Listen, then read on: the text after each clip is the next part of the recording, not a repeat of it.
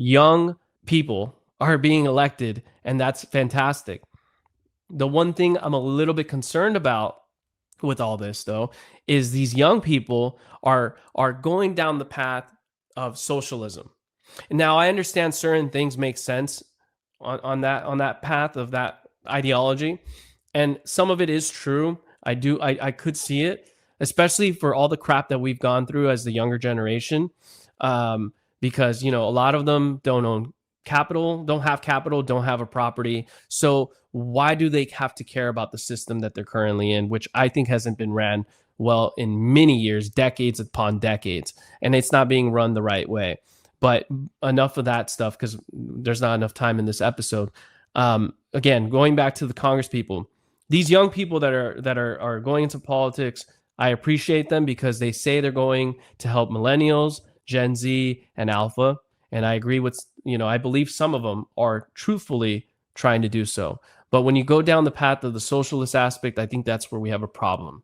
And if only more people can just stick to common sense. Common sense being, why don't we get elected, or why don't we aim for policy that has nothing to do or kind of strays away from a lot of what's been done in the last 30, 40, 50 years? Maybe not vote on those same things or cut back on things like outsourcing. Maybe bring back jobs here, and also maybe just consider focusing on the American citizen, the people here, and not everywhere else, right?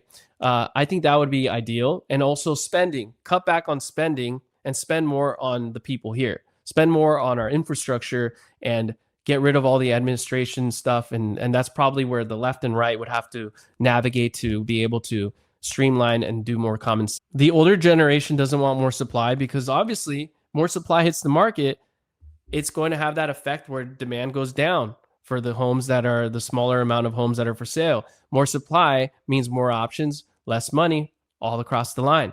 But that's kind of what needs to happen. And going back to what I had said was, yeah, in certain areas, it sucks to see the density go up. It might be needed, but what needs to take place is other neighborhoods or other areas need to bring up more housing where the density isn't so bad, I believe. And that's how you get the ability to make it kind of practical for almost everyone. So there's like a whole tug and pull. There's so much going on where no one wants to give in on their side because obviously we're all for our own self-interest, but you need to prioritize your youth, the children, but also the young adults. They need to thrive in order for this country to remain great, for this country to do well, and for everything to be safer altogether. We can't just prioritize a certain demographic of people, although they deserve what they have. I'm sure many of them have worked hard. But when it's an uphill battle for young people to get what they want, there's going to lie a problem where culturally things are going to change drastically in the negative way, and also economically, because who's going to pay the retirement for all these older people getting retired? There's not enough people. I mean, maybe that's the reason why there's a flood of more people coming into this country. But if they're all more so on the lower paying job, or those that are H-1B visas that have the money to do so, that's still not enough people to pay the retirement bills. I mean, I don't know what's going to go down with that. That's a major problem. But I think we need to go back to prioritizing young adults and those that are children will be young adults.